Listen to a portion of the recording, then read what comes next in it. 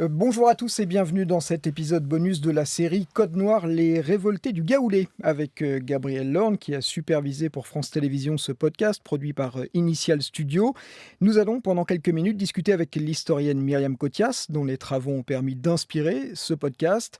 Avec nous également Vincent Hazard, qui en est l'auteur et le réalisateur. Bonjour à tous les deux et merci d'être là. Bonjour. La démarche est donc la suivante. En écoutant cette passionnante série sonore, on se pose en tant qu'auditeur de très nombreuses questions. Cela donne envie d'en savoir plus. Et avec Gabriel, nous allons donc vous poser toutes ces questions à tous les deux.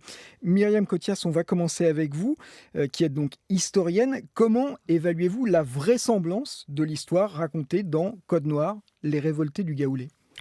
Bon, c'est tout le défi, en fait, de passer d'un récit proprement historique, scientifique, donc qui est informé par des archives. Et le récit de l'histoire de l'historien, c'est vraiment de nommer ces archives, de les référencer, de se placer par rapport à l'historiographie. Passer à la fiction, c'est la mise en histoire de ces archives-là. Mais c'est aussi combler les silences des archives, faire un récit qui soit à la fois cohérent, c'est-à-dire où la narration se fait de façon fluide, ça c'est le propre d'une fiction, mais aussi qui reste dans des cadres de vraisemblance. Alors les cadres de vraisemblance, c'est une notion qui est un petit peu fluide, je dirais, dans la mesure où cette vraisemblance, elle se construit à partir d'une connaissance qui s'est acquise au fur et à mesure des années, au fur et à mesure du travail dans les archives, et qui fait que l'on peut juger un élément de fiction comme ayant pu se passer, même si on l'a jamais trouvé dans les archives. Voilà. Plausible en quelque sorte ? Plausible, oui. En tout cas, pas contradictoire avec un cadre qui est celui de l'analyse sociale, de l'analyse politique que l'on a sur cette société esclavagiste de la Martinique du XVIIIe siècle. Alors Vincent, David le disait, vous avez écrit et réalisé ce podcast. Qu'est-ce que vous êtes allé chercher dans les travaux de Myriam, dans ses écrits, pour bâtir cette histoire ? Comme Myriam l'expliquait, en fait, c'était d'essayer de reconstruire quand même une réalité sociale et historique et principalement, effectivement, de ne pas faire de contresens. Et ensuite, dans une deuxième étape, de bâtir un récit selon les codes du scénario, avec je dirais mon expérience de scénariste avant tout, qui est de garder l'attention, de raconter une histoire et voilà, parce que et de combler des trous, effectivement, ou en tout cas de s'emparer de zones qui sont en l'état actuel pas, je dirais, documentées, et puis de laisser place à l'imagination tout en restant crédible. Est-ce que ça veut dire que l'une qui est historienne à la base est devenue quelque part un peu autrice de fiction, ou en tout cas s'est mis à la place de l'auteur de fiction, et vous, Vincent, vous vous êtes transformé un peu en historien ? Est-ce qu'il y a de ça une hybridation, entre guillemets ? Je sais pas. À titre personnel, je sais pas, parce que je pense que justement, moi je me considère pas du tout comme un expert historique de la question. Je travaille avec une matière réelle, qu'elle soit historique, factuelle, sur un certain nombre de projets. Par contre, j'aurais pas du tout la prétention, je n'ai ni la méthodologie, ni les connaissances pour être historien. Je me repose énormément sur Myriam, notamment. Justement, comment vous avez travaillé tous les deux ? Alors, comment ça s'est opéré, ce tandem, si je puis dire ? Mais alors sur la question que vous posez, moi je suis absolument pas scénariste, c'est une profession et ça a des codes professionnels qui sont extrêmement précis. En revanche, l'historien écrit. C'est-à-dire que le média pour faire passer les travaux est l'écriture. Et la frontière que permet l'écriture entre ce qu'on va produire scientifiquement et puis ces moments où la pensée s'échappe, où la pensée de l'historien se met à imaginer autre chose. Alors bien sûr, en histoire, on ne peut pas se le permettre. Vous ne le permettez pas en tant qu'historienne ? Non, je ne me permets pas en tant qu'historienne, mais c'est vrai que ça me permet aussi de lire le travail de Vincent d'une autre façon. C'est-à-dire c'est ce moment où on peut se laisser aller d'une certaine façon en tant qu'historien. Ou lui fournir des idées ou des... Enfin, les idées, c'est Vincent qui les a eues. Après, on les a discutées Pour à donner certains moments où ça pouvait être discuté, ou lui-même se poser des questions d'ailleurs. Pour donner Ouais. de l'épaisseur au personnage. C'est après tout ça qui sera... On va en parler tout de suite, mais c'est qu'il y a des personnages qu'on a l'impression de voir, d'entendre. Mais c'est ce qu'il fallait. Enfin, c'est ce qu'il fallait. Mais là aussi, c'est le travail de l'historien, et qui n'est pas celui du scénariste, une fois encore, hein. Mais en tant qu'historien, et surtout avec la nouvelle historiographie, c'est-à-dire l'histoire qui se pense par le bas, en tout cas l'histoire qui se pense à travers des personnages, c'est ce qui se fait en histoire de l'esclavage depuis un certain nombre d'années, qu'on a appelé le biographical turn, c'est-à-dire repartir des biographies de personnes esclavisées. On a le sentiment qu'on les connaît, ces personnages. Et je peux vous dire que moi, il y a beaucoup de personnes que je connais, parce que je les ai trouvées dans les archives et que je les côtoie quasiment quotidiennement. Mais c'est pas ce que Vincent va écrire, et c'est absolument normal, parce que une fois encore, je ne suis pas scénariste. Mais en tout cas, les archives donnent cette proximité et cette sensibilité aussi pour penser le personnage. Et une fois encore, ce que moi je peux penser n'est pas ce que Vincent va penser, mais c'est pas du tout grave. C'est pas du tout grave, parce que un personnage peut être lu, envisagé de différents points de vue. Alors justement, rentrons maintenant dans le vif de cette histoire. Myriam Cothias, l'affaire dite du Gaaoulé a vraiment eu lieu. C'est une révolte qui s'est achevée sur 17 condamnations à mort, 11 condamnations à la torture. De quoi est-elle le nom ? Quelle est sa signification historique ?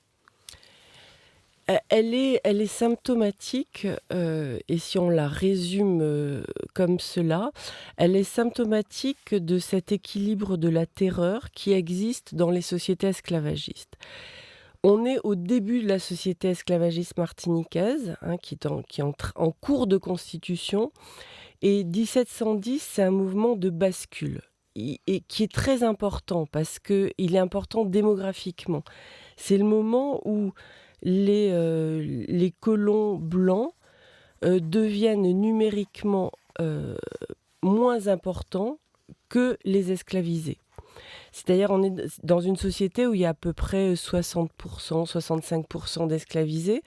Et 1710, tout se renverse, puisque le nombre d'esclavisés se met à augmenter de façon très forte. Et en 1750, on est à 80% de la population de la Martinique qui est esclave. Donc, le Gaaoulé, c'est ce moment de déséquilibre, qui se fait. Et je le dis une nouvelle fois, on est dans des sociétés qui sont dans des sociétés d'équilibre de la terreur. Tout le monde a peur de tout le monde. Bien sûr, le pouvoir du fouet, le pouvoir de mort, il est du côté des colons blancs. Ça, c'est incontestable, et les sentences qui vont être données le montrent bien.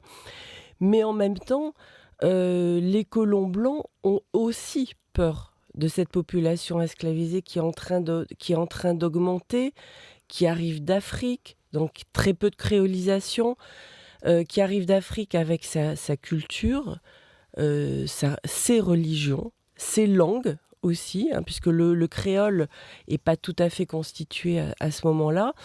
Et on a peur, les colons ont peur aussi, et ils ont peur d'être tués, tout simplement.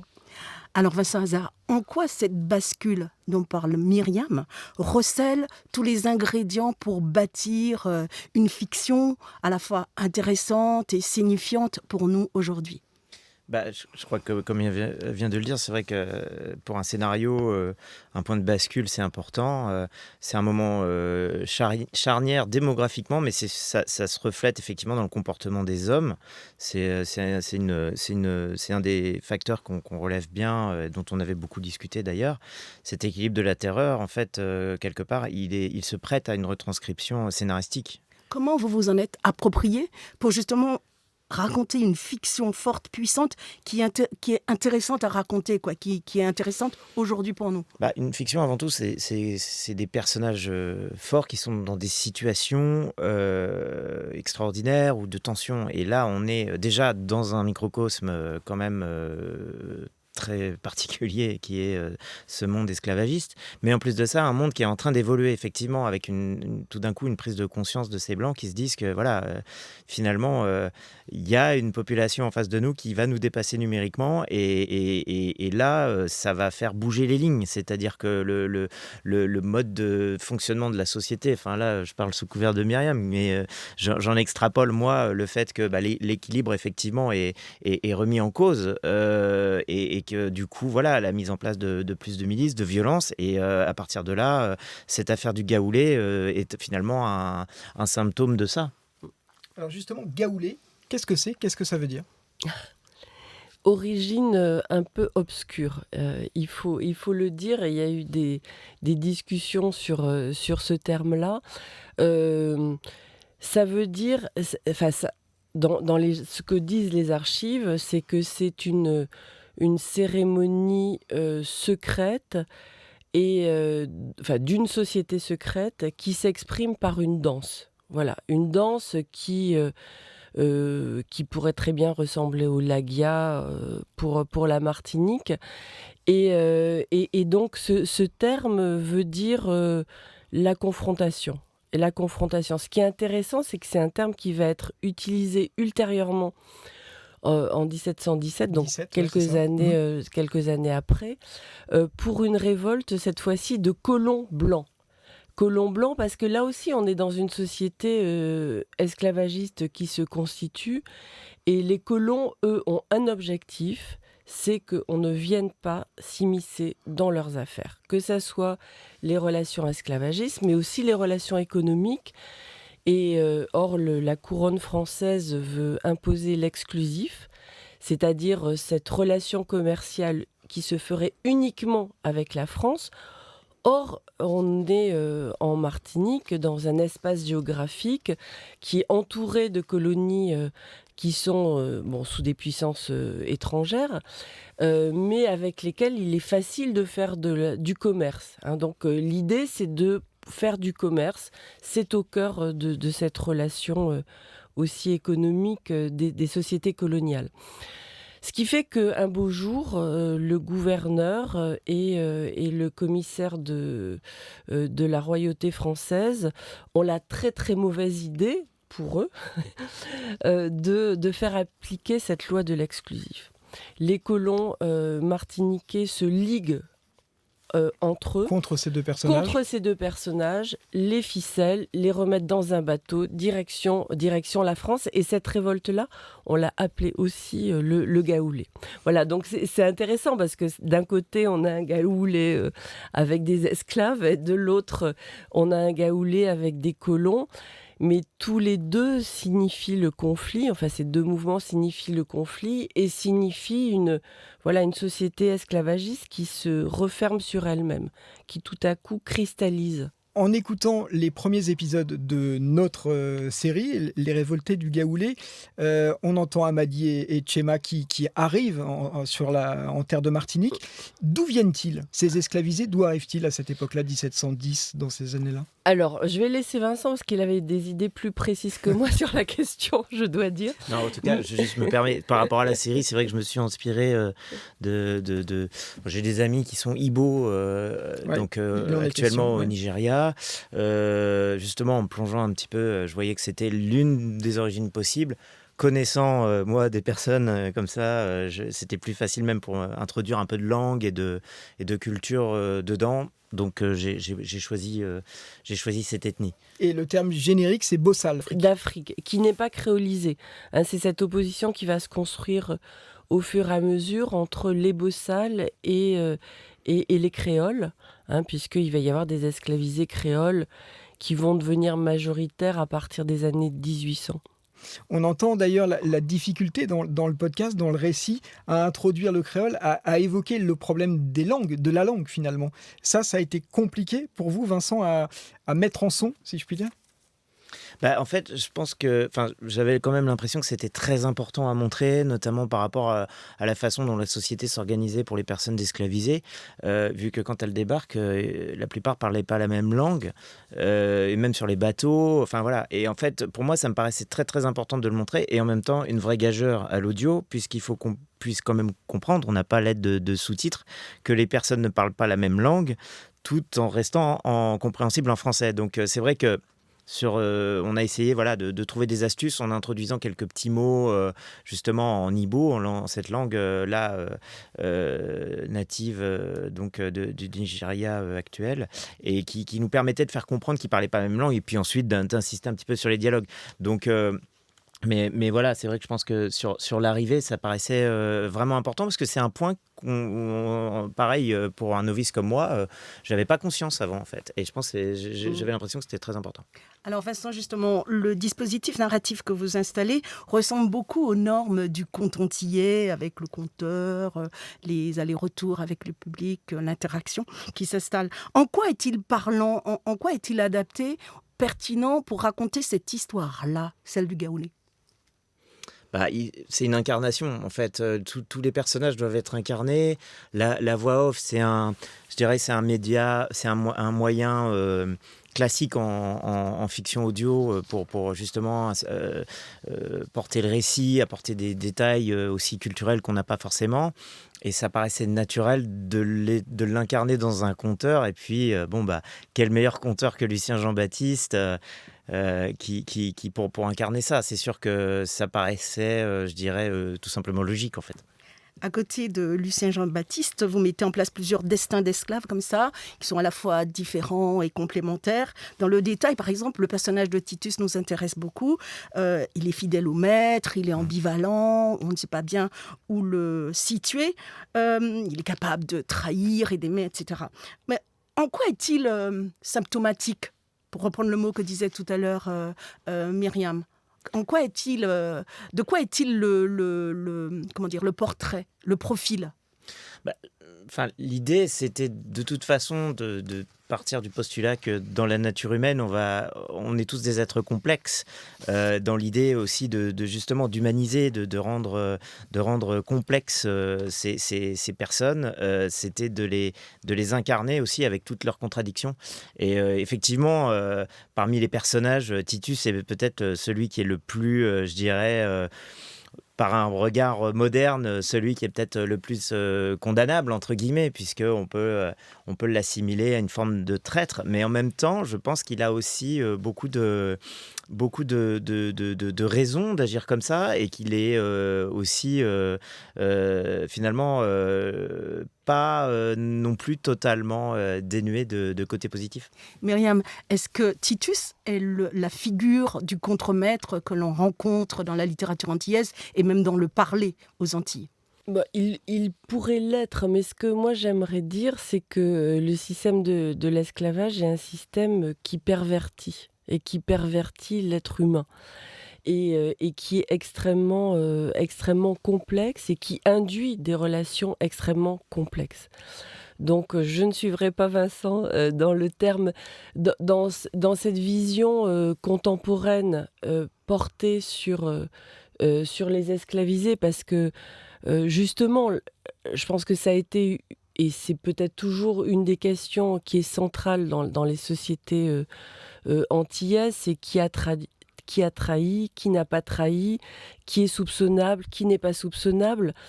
Or c'est à mon sens non pertinent pour aborder une société esclavagiste. On est dans des sociétés qui sont des sociétés de violence et de domination et de violence incorporée. C'est-à-dire que c'est cette violence qui organise la société, elle contraint les corps, et elle fait du mal au corps également, et elle fait du mal aux sociétés, aux relations sociales. Ce qui fait qu'on est dans des stratégies de survie en permanence, parce que le système, il détruit. Il est là pour ça, en fait. Il est là pour détruire. Ce qui fait que, voilà, on exprime son humanité dans tous les interstices qui sont possibles, dans toutes ces toutes ces possibilités que permet la relation esclavagiste. Il y a des moments où on peut le faire, il y a des moments où on ne peut pas le faire. Et il y a des moments où on est héros, et puis des moments où on est un petit peu moins héros. Mais je crois qu'il faut sortir de cette vision manichéenne de la société esclavagiste, qui, à mon sens, a pénalisé et pénalise encore la vision que les sociétés antillaises ont sur elles-mêmes, puisque elles ont, je crois qu'elles ont beaucoup souffert. Et là, je parle des sociétés martiniquaises et guadeloupéennes. Elles ont beaucoup souffert de cette opposition qui était faite par rapport à la révolution haïtienne. C'est-à-dire, pourquoi les sociétés martiniquaises et guadeloupéennes se sont pas révoltées comme en Haïti. Les conditions, elles sont complètement différentes, elles n'ont absolument rien à voir. Et les sociétés antillaises ont été des sociétés, elles aussi, où il y a des individus qui se sont battus en permanence, de façon quotidienne, pour s'imposer et pour imposer leur dignité. Donc c'est pour ça que je crois qu'il faut faire attention à cela, parce que ça crée, je crois que ça a créé beaucoup de mal, malgré les discours de Césaire, malgré le travail de Glissant, mais cependant ça n'a pas été audible et assez audible au niveau social. Je suppose tout de même que pour quelqu'un comme Vincent, il a fallu trouver des figures, des personnages avec des rôles, des fonctions pour que le récit fonctionne. Et c'est dans ce sens-là que je pose la question, notamment pour votre personnage féminin, Jeanne, qui est une jeune femme qui est violée par son maître, Monsieur Braguin.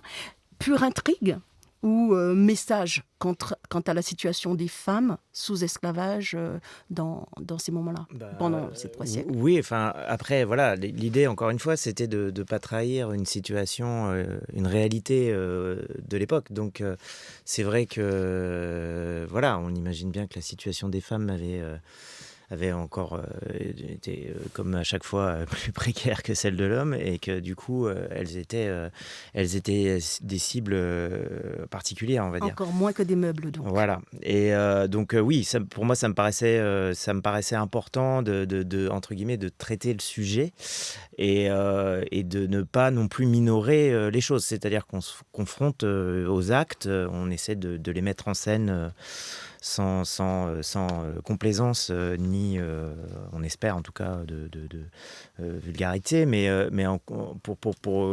on a une proposition au départ qui est celle d'une immersion parmi les personnes esclavisées, donc on ne peut pas ne pas évoquer un maximum de problématiques quotidiennes pour eux. Cette jeune fille, Jeanne, qui est donc victime du pire des crimes, qui est violée par son maître, Braguin, elle est aussi instruite, puisque c'est la servante, c'est la jeune femme de compagnie, si l'on peut dire, de la fille de Braguin, le propriétaire. Et elle apprend à lire et à écrire un peu par accident. Est-ce que ça, encore, c'est de la fiction, Myriam Cothias, ou ça arrivait? Est-ce que certaines personnes esclavisées arrivaient à acquérir une éducation? Oui, absolument. Absolument. Et on a des documents qui attestent que, par exemple, lorsque la déclaration de l'homme et du citoyen 1789 arrive aux Antilles, il y a des esclavisés instruits qui le lisent sur les plantations. Donc on n'est pas dans un monde qui est totalement illettré. Il y a des passeurs. Il y a des passeurs entre ces mondes. Enfin, si on appelle monde d'un côté être lettré et illettré, bien sûr. Ouais. Il y a un autre personnage qui est assez fascinant, qui est assez intéressant, c'est Sœur Camille. Sœur Camille, donc, c'est cette religieuse qui apprend à lire et à écrire, notamment à cette jeune fille, Jeanne. Et on voit que finalement, elle a un rôle un peu paradoxal. Elle a envie d'éduquer. La question, c'est finalement, est-ce qu'elle fait ça par humanisme ou par souci d'évangélisation, puisque c'était le terme qui courait à l'époque? Pour moi, c'est un personnage qui illustre ce dont parlait Myriam tout à l'heure. C'est aussi, voilà, ils sont dans un système. Donc, c'est un problème de compromission, en fait. L'être humain, tous les êtres, les blancs et les noirs, confrontés à ce système, à un moment donné, pour survivre dans ce système, il y a un degré de compromission évidemment plus compliqué pour les uns ou pour les autres, mais en l'occurrence, pour les religieuses, c'est vrai que de ma compréhension, voilà, comme elle le dit dans la fiction, elles ne sont pas là pour finalement évangéliser ces âmes, alors que pourtant il y a des bulles du pape qui ont dit que les Noirs ont une âme et que de fait la règle serait de les évangéliser. Concrètement, de manière très pragmatique, prendre du temps sur leur temps de travail pour les évangéliser n'est pas envisageable. Parce que, et ça c'est pareil, je parle sous contrôle de Myriam, mais ils sont sur une petite île où les richesses ne sont pas extensibles, les Ursulines sont dépendantes financièrement et en termes de nourriture sur des besoins basiques finalement des maîtres de l'île et qu'elles ne peuvent pas finalement contrevenir à leur volonté. Et elles ont elles-mêmes des esclaves, Myriam Cottias. Oui. Non, mais l'Église catholique, enfin dans toutes ses déclinaisons, c'est-à-dire que ça soit les prêtres, les communautés religieuses, bien sûr, elles ont des esclaves qui produisent des biens pour elles, et il n'y a pas de contestation ouverte de part de l'Église catholique de l'esclavage. Cependant, il y a des prêtres ou des sœurs qui ont pris le parti inverse, c'est-à-dire de critiquer l'esclavage, d'aller d'avoir des œuvres communes en faveur des esclavisés en permanence. Évoquons maintenant les maîtres que vous mettez en scène, Vincent, à la fois Braguin et Deloret. Le maître Braguin, pour retenir celui-là qui est le maître de Jeanne dont nous venons de parler, il règne à coup d'exécution pour l'exemple, il dispose des jeunes filles comme il veut. Est-ce une caricature ou un profil, là aussi, d'une réalité ? Du peu que j'ai pu en voir, mais là-dessus, c'est plutôt à Myriam de répondre. C'est vrai, je dirais, pour moi, c'est comme ça que je les imaginais. Voilà, de ce que j'ai pu voir, de ce que j'ai pu lire, c'était compliqué d'avoir des personnages plus sympathiques que ça. Mais la relation esclavagiste, une fois encore, du fait de placer des personnes en position d'autorité absolue sur d'autres, fait émerger toute la perversité qui peut exister chez un être humain. Et la perversité mêlée à cette position de pouvoir permet d'avoir droit de vie ou de mort sur une personne, surtout quand c'est entériné par la loi et par le Code noir, par exemple. Combien y avait-il à l'époque, en Martinique par exemple, de Braguin et de Deloret ? Combien ils étaient ? Vous l'avez dit au début de cette émission, les Blancs commencent à devenir moins nombreux que les Nègres. Mais combien ils sont à peu près Alors, ils représentent à peu près 30% de la population. On est sur une population qui fait de 20 000 personnes en tout, sur l'île de la Martinique. Et on a... on est à 20 000 personnes et 30%, 60% d'esclaves et donc 30% de blancs. Et vous avez parlé de cette fameuse police qui se met en place, et on en entend les prémices dans le podcast. Que devient-elle, cette police ? Comment elle s'institutionnalise ?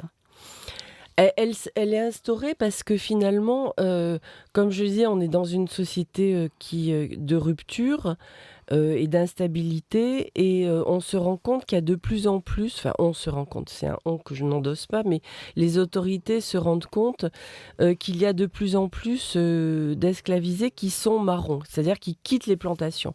On a en 1710, ils sont à peu près 600. Et donc, la question se pose de maintenir le contrôle, de maintenir une paix qui est celle des colons. Et c'est à ce moment-là que cette police des esclaves est instaurée, et elle va perdurer. Elle va perdurer jusqu'au 19e siècle. Si j'entends bien ce que vous dites, l'État ou ses représentants sont absents de la vie de la plantation. Et c'est le maître, et uniquement le maître, qui gère cet espace de vie et de travail, avec droit de vie et de mort sur tous, comme vous le disiez tout à l'heure. Oui, c'est le maître. En fait, le propriétaire, le maître, reçoit de par la loi, autorité sur tous les esclavisés. C'est-à-dire, c'est comme si l'État lui déléguait une partie de ses pouvoirs de contrôle. Hein. C'est ça la signification du Code noir et de tout l'arsenal juridique. Donc, de fait, c'est lui qui va exercer le pouvoir, bien que au niveau de la colonie, il y a un gouverneur, il y a un intendant, il y a une armée aussi qui existe et qui sont les structures représentatives de la royauté française. Vincent Hazard, ce qui est intéressant, c'est que dans les interstices de ce drame, de cette affaire des révoltés du Gao-lé, on entend le quotidien de la plantation, on entend le quotidien de la vie des esclaves. Comment vous avez fait pour le restituer et est-ce que c'est un projet en filigrane qui était finalement très important de raconter ce qu'on n'a jamais entendu, ce qu'on n'a jamais pu raconter? Mais je pense que c'est ça que j'ai aimé dans la proposition au départ, hein, de dire essayons de se placer du point de vue des personnes esclavisées, parce que c'est vrai que moi-même, en tant que spectateur, c'est un point de vue que je n'avais pas vu dans la représentation audiovisuelle. On la voit rarement, on connaît plus du côté américain, mais côté français, il y a finalement assez peu de choses. Aussi, je l'ai compris par la suite, parfois manque justement de documentation.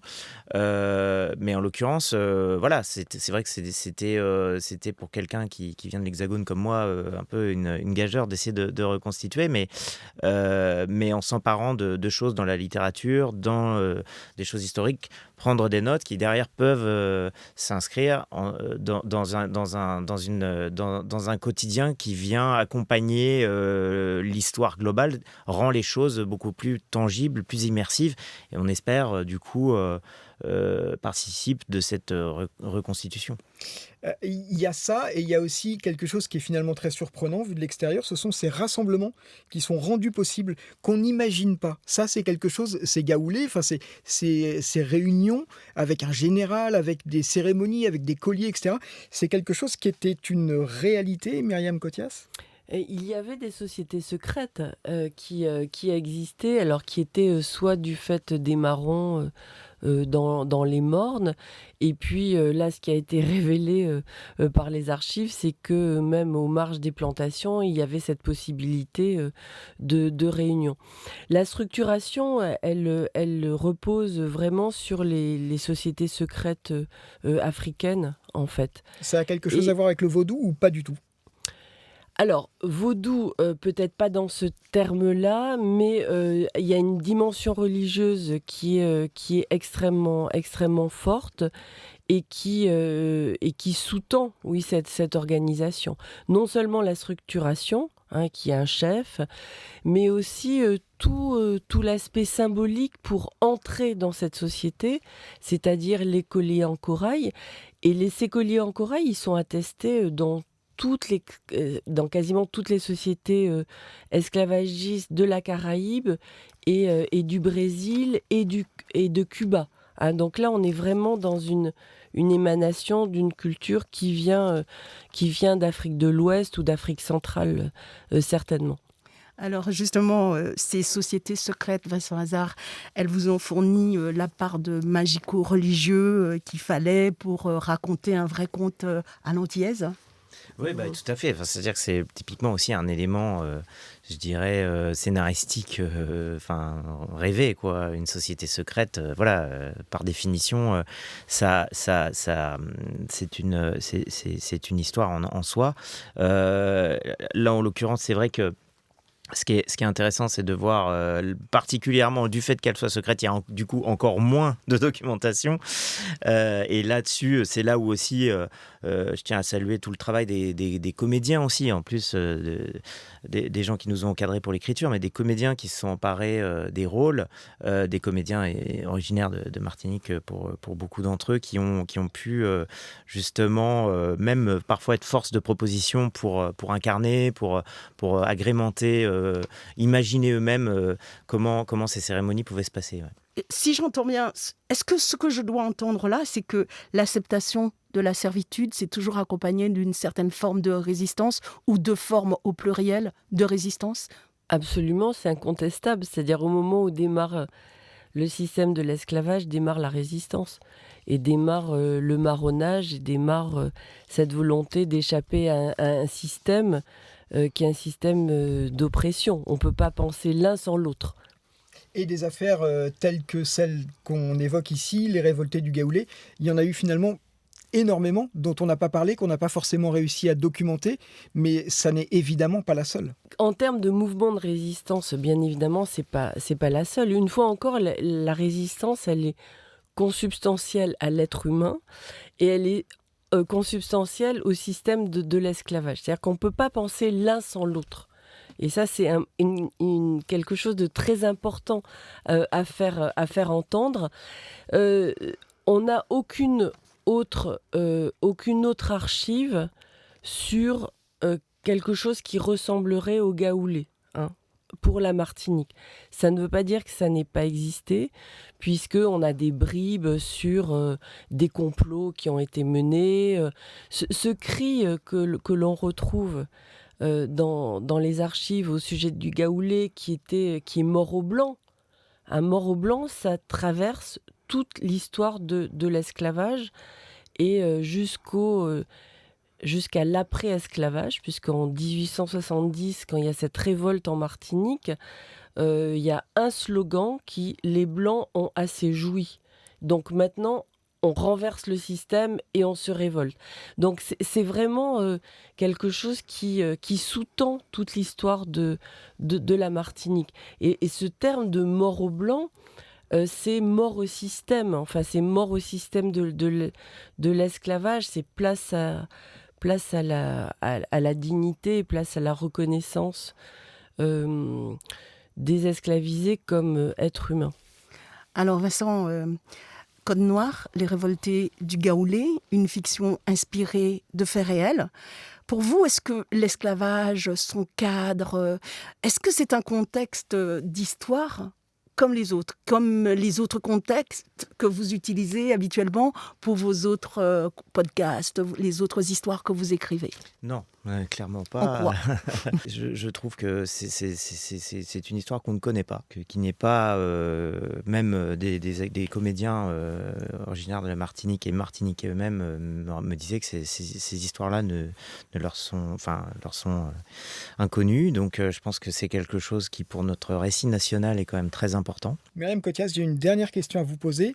Vous avez dirigé le Comité national pour la mémoire et l'histoire de l'esclavage, qui a été créé juste après 2001, juste après la loi Taubira, qui reconnaissait l'esclavage comme crime contre l'humanité. Dans cette loi Taubira, il y a un article qui dit qu'il faut donner à entendre aux enfants, éduquer sur l'histoire de l'esclavage. Est-ce que ce type de podcast, est-ce que ce type de fiction est utile pour raconter cette histoire qui finalement occupe peu de place dans les livres d'histoire des enfants? Oui, c'est l'article 2 de la loi Taubira qui dit qu'il faut enseigner l'histoire de l'esclavage. Et je pense que tous les supports permettent d'enseigner et devraient permettre d'enseigner l'histoire de l'esclavage. Puisque ça a été inscrit, l'histoire de l'esclavage, de la traite ont été inscrites dans les programmes à partir de 2006, avec quand même beaucoup de tâtonnements. Et des tâtonnements qui ne sont toujours pas résolus sur qu'est-ce qu'on enseigne exactement sur l'histoire de la traite, puisque quand même je rappelle que dans la dernière version des programmes, on enseigne l'histoire de l'esclavage aux États-Unis, on enseigne l'histoire de l'esclavage au Brésil et on enseigne l'abolition de l'esclavage en France. Ce qui pose tout de même un problème, parce que comment enseigner l'abolition si on n'a pas auparavant enseigné l'histoire de l'esclavage? Voilà, donc ce qui montre quand même qu'il y a des progrès qui sont à faire. Il faut former les professeurs aussi. Il faut les former parce qu'il manque d'outils. Et en parlant d'outils, on arrive au post-casse précisément, puisque c'est une façon d'enseigner l'histoire de l'esclavage ou de donner à penser cette histoire de l'esclavage. Parce que c'est pas suffisant de dire il faut l'enseigner. C'est qu'est-ce qu'on enseigne exactement? Comment faire pour que tous les présupposés qui peuvent être portés même par des personnes qui sont de bonne volonté et qui se déclarent antiracistes, comment faire en sorte que des représentations qui de fait sont racistes, mais portées par des antiracistes, soient déconstruites. Je renverrai au travail de Sébastien Ledoux et Benoît Falaise, qui ont fait des études sur l'enseignement en situation dans les classes, donc sur ces questions-là, et où les professeurs une fois encore de très bonne volonté, disaient à la seule petite fille ou au seul petit garçon identifié comme noir, ah ben cette histoire, qu'est-ce qu'elle te fait à toi ? Voilà, donc réassignation identitaire, c'est pas ça enseigner l'histoire de France. Ce n'est pas ça. Ce n'est pas construire des identités qui pourraient s'opposer à d'autres. L'histoire de l'esclavage, elle concerne absolument tout le monde. Et on espère bien que ce podcast Code Noir, les révoltés du Gaaoulé servira à ça. Merci à vous deux, Myriam Cothias et Vincent Hazard. Merci pour vos éclairages et un grand merci également pour ce podcast Code Noir, les révoltés du Gaaoulé, qui est donc à écouter sur lapremière.fr et à retrouver sur toutes les plateformes d'écoute.